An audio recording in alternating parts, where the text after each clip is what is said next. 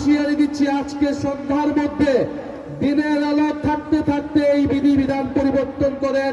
আগামীকাল আর election commission ঘেরাও হবে। হাজারো শহীদের, হাজারো মানুষের রক্তের উপরে দিয়ে এই নির্বাচন হচ্ছে।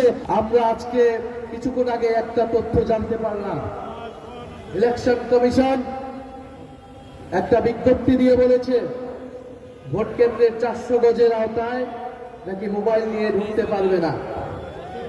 ইলেকশন কমিশন কোন জায়গা থেকে এই আইন, এই বিধিবিধান বের করছে আমরা জানি না।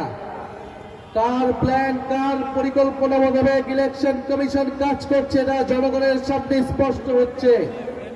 আমরা হুঁশিয়ারি দিচ্ছি, আজকে সন্ধ্যার মধ্যে দিনের আলো থাকতে থাকতে এই বিধিবিধান পরিবর্তন করেন। আগামীকাল আর ইলেকশন কমিশন ঘেরাও হবে। আমরা এতদিন কিছু বলি নাই, সব সহ্য করে গিয়েছি। ইলেকশনের দ্বার প্রান্তে এসে, ইলেকশনের প্রাক্কালে এসে এই ধরনের ভোট কারচুপি, মিডিয়াকে ব্ল্যাক আউট করে দেওয়া হবে, মানুষের কণ্ঠস্বর, মানুষের তথ্য অধিকারকে রোধ করে দেওয়া হবে, এই ধরনের কোন আইন করা হলে সেই আইন মেনে নেওয়া হবে না ইনশাআল্লাহ। আমাদের প্রতিনিধিরা আজকে ইলেকশন কমিশনে যাচ্ছে। ইলেকশন কমিশনকে বলছি, এতদিন যা করেছেন 12ই ফেব্রুয়ারি যদি কোনো ধরনের পক্ষপাতিত্ব করার পরিকল্পনা থাকে, ফ্যাসিস্ট আমলের ইলেকশন কমিশনের যেই পরিণতি হয়েছিল তার থেকে ভয়াবহ পরিণত হবে এই ইলেকশন কমিশনে।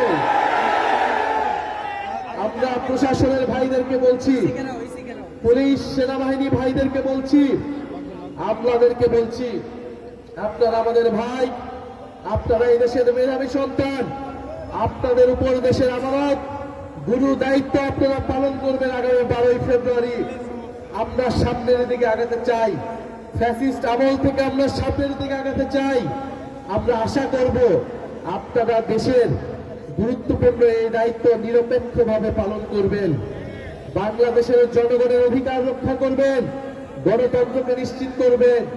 মনে রাখবেন, গণ অভ্যুত্থানের হাজারো শহীদের, হাজারো মানুষের রক্তের উপরে দিয়ে এই নির্বাচন হচ্ছে।